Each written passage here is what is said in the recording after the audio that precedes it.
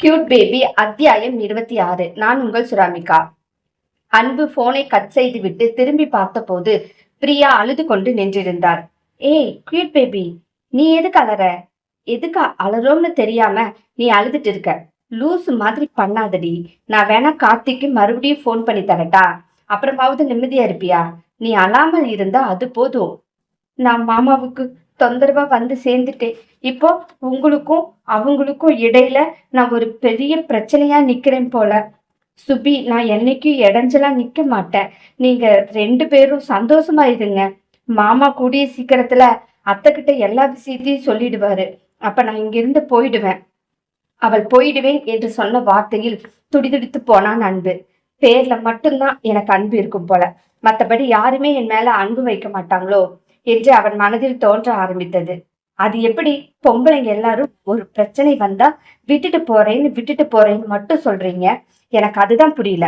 எனக்கு தெரியும் எல்லாருமே அப்படித்தான் இருப்பீங்கன்னு. உங்களுக்கெல்லாம் எந்த சுச்சுவேஷனையும் ஃபேஸ் பண்ண தெரியாது. உங்களுக்கெல்லாம் அப்படியே லைஃப கையில கொண்டு வந்து தரணும். ஜாலியா சுத்தணும், ஜாலியா இருக்கணும். இதுதான் உங்க வாழ்க்கை. அந்த வாழ்க்கையில பிரச்சனை வந்துச்சுன்னா அந்த ஆம்பளையை விட்டுட்டு போகணும்னு மட்டும்தான் சொல்லுவீங்க. எனக்கும் சுபிக்ஷாவுக்கும் இடையில எந்த மண்ணாங்கட்டியும் கிடையாது. உங்க மாமா சொல்றான்னு சொல்லிட்டு எதையாவது இங்க பேசினேன்னா உன்னையும் கொள்வேன், உன் மாமனையும் கொள்வேன். பிரியா சத்தமாக அழுதாள். எனக்கு இப்பதான் புரியுது அவங்க ஏன் என்னை இப்படியெல்லாம் பண்ணினாங்கன்னு. அவங்களுக்கு வருத்தம் இருக்கதானே செய்யும். அவங்களுக்கு சொந்தமான உன்னை நான் என் பக்கத்துல வச்சிருக்கேன்னு நினைக்கிறாங்க. நான் உங்க கூட படுக்கிறதெல்லாம் அவங்களுக்கு பிடிக்கல போல. ஆனா நான் பயந்து போய் தான் உங்ககிட்ட படுக்கிறேன்னு நான் வேணா அவங்க கிட்ட போய் சொல்லட்டா என்று பிரியா சொல்ல, அன்பு ஓடி வந்து அவள் கழுத்தை இறுக்கமாக பிடித்தாள். கொஞ்ச நேரத்தில் அவள் மூச்சு விட கஷ்டப்படுகிறாள் என்று தெரிந்து அதை விட்டு கன்னத்தை இறுக்கமாக பிடித்தான். எல்லாமே நீங்க என்ன முடிவெடுக்கிறீங்களோ அதுதான் என்கிட்ட என்னன்னு கூட கேட்க மாட்டீங்க, அப்படித்தானே? எதையாவது யோசிச்சு நீ என் மண்டைய குழப்பி விடாத. தயவு செஞ்சு எதுவுமே யோசிக்காம இரு. எனக்கு அது போதும். நான் எல்லாமே பாத்துக்கிறேன். உன்னை நல்லா பாத்துக்குவேன். எனக்கு அதுல நம்பிக்கை இருக்கு என்று சொல்லிக்கொண்டே அவளை நிமிர்த்தினான். அவள் முகமும் நேராக இருந்தது. அவள் கழுத்தோடு சேர்த்து இழுத்து தன் அருகில் கொண்டு வர வெட்டிகால் கதவை திறந்து கொண்டு சுபி, அன்பு, 2 பேரும் இங்க என்ன பண்ணிட்டு இருக்கீங்க என்று சொன்ன ஒரு வார்த்தையில் விலகி நின்றான் அன்பு. சிவ பூஜையில கரடி புகுந்த மாதிரி வந்துட்டா என்று அன்பு சலித்து கொள்ள, ஏ அன்பு, உங்ககிட்டதான் கேட்கிறேன். என்னை அங்க உட்கார வச்சுக்கிட்டு இங்க நீங்க என்ன பண்றீங்க என்று அவள் மறுபடியும் கேட்க, நீ அங்க இருந்த உன்னை டிஸ்டர்ப் பண்ண வேண்டாம்னு நினைச்சுதான் இங்க வந்து போன் பேசிட்டு இருந்தோம். இப்போ உனக்கு என்ன பிரச்சனை? நீ போய் உன்னோட வீட்டுல இரு சுபி. உனக்கு தேவையானதெல்லாம் அங்கேயே கொண்டு வந்து கொடுக்கற. நீ வந்து டிஸ்டர்ப் பண்ணாத என்று அவன் சொல்ல, அவள் கோபமாக வெளியே சென்றாள். எதுக்காக ஓனரே நீங்க அவங்கள திட்டி விட்டீங்க? பாவம், கன்சீவா வேற இருக்காங்க. நான் போய் அவங்களுக்கு ஏதாவது கொடுத்துட்டு வரேன் என்று சொல்லி கொண்டு அவளும் வீட்டிற்குள் செல்ல அன்பும் பின்னாடியே சென்றான். அவள் தன் வேலைகளை கவனித்துக் கொண்டு இருக்க, பிரியா, உன்னால முடியலன்னா அவளுக்கு ஹோட்டல்ல இருந்து வாங்கி கொடுத்தா போதும். நீ எதுவும் செஞ்சு கொடுக்கணும்னு அவசியம் கிடையாது. புரியுதா? நீ யாருக்கும் வேலைக்காரி கிடையாது. சரி, அப்ப என்னை அவங்க கிட்ட யாருன்னு சொல்ல போறீங்க? அதையாவது போய் அவங்க கிட்ட சொல்லுங்க. அன்பு அமைதியாக நிற்க அவளும் தன் வேலையை செய்தபடியே அவனை பார்த்தவள், தெரியுதுல்ல எதுவும் சொல்ல முடியாதுன்னு எனக்கும் தெரியும். அப்புறம் என்ன, பேசாம இருங்க. எனக்கு கன்சீவா இருக்கிற ஒரு பொண்ணுக்கு சாப்பாடு கொடுக்கறதுல எந்த பிரச்சனையும் இல்லை. ஏற்கனவே நம்ம 2 பேருக்கும் சேர்த்தாலும் கொஞ்சம் சாதம் வேஸ்டா தான் போகும். அது அவங்களுக்கு கொடுக்க போறோம். அதுல எனக்கு ஒரு பிரச்சனையும் இல்லை. வர்ற மாதிரி எனக்கு தெரியல என்று சொன்னவள் படபடவென்று எல்லாம் செய்து அவளிடம் கொண்டு சென்றாள். அவள் கோபமாக அங்கே உட்கார்ந்திருப்பதை பார்த்து எல்லாம் அவள் முன்னால் எடுத்து வைத்தாள் பிரியா. சுட சுட இருக்கும் அந்த ரசத்தை தூக்கி அவள் மீது தட்டி விட்டு கொண்டே, என்னடி பிள்ளையும் கிள்ளி விட்டுட்டு தொட்டிலையும் ஆற்றையா பிரியா? அங்க வச்சு அன்பு என்னை திட்டினதுக்கு காரணம் நீதான் ஏதோ சொல்லி கொடுத்திருக்க. எப்பொழுதுமே அன்பு என்னை திட்டினதே கிடையாது. எப்பொழுதுமே அன்பா தான் பேசிட்டு இருப்பான். ஆனா நீ என்னடி பண்ணி வச்சிருக்க என்று அவள் கோபமாக கேட்க, சூடான ரசம் பிரியாவின் கையில் பட்டதினால் அந்த கை வலி தாங்க முடியாமல் துடித்து கொண்டிருந்தாள். நான் எதுவுமே அவர்கிட்ட சொல்லல. அவர் உங்க மேல கோபமா இல்ல.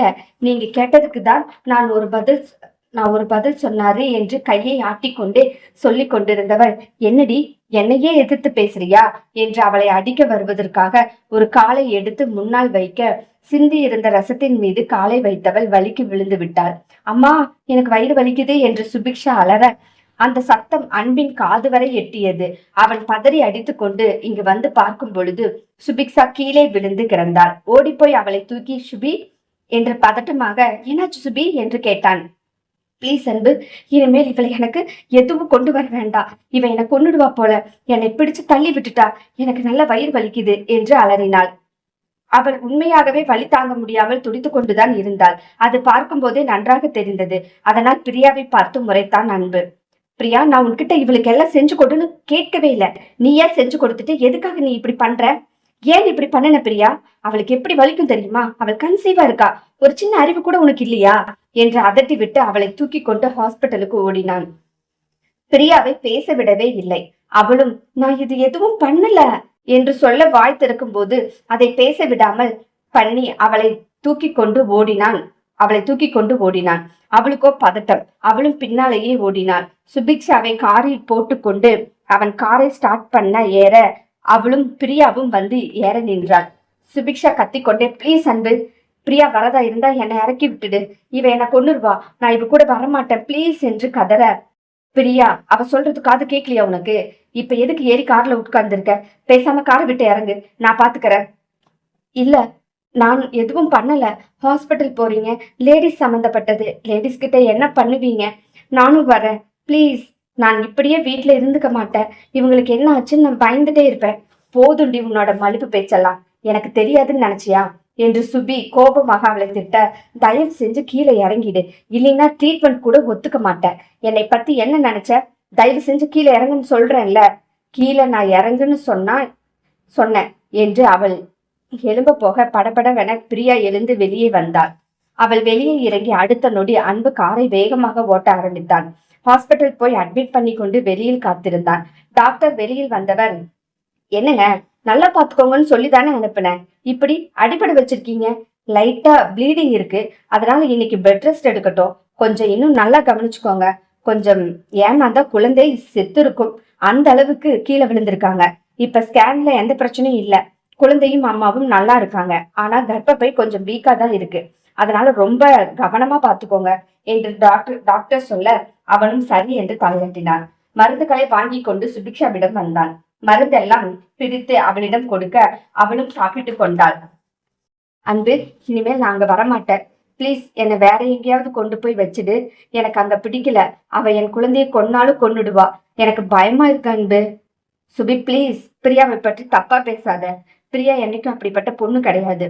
உனக்கு அங்க போக பிடிக்கலன்னா சொல்லு, நான் வேற வீடு அரேஞ்ச் பண்ணி கொடுக்கறேன், வேற அப்பார்ட்மெண்ட்ல உன்னை கொண்டு போய் வைக்கிறேன், அதுவும் என் ஃப்ரெண்டோட ஹவுஸ் தான் என்று சொல்லி கொண்டு அந்த ஹவுஸுக்கு அவளை கூட்டி கொண்டு சென்றான். மக்களை, இந்த கதை உங்களுக்கு ரொம்ப பிடிக்கும்னு நினைக்கிறேன். அதனால சப்ஸ்கிரைப் பண்ணிட்டு பாருங்க, லைக் பண்ணிக்கோங்க, தயவு செஞ்சு கமெண்ட் செக்ஷன்ல கமெண்ட் போடுங்க, ஷேர் பண்ணுங்க. ஓகே, நன்றி, வணக்கம்.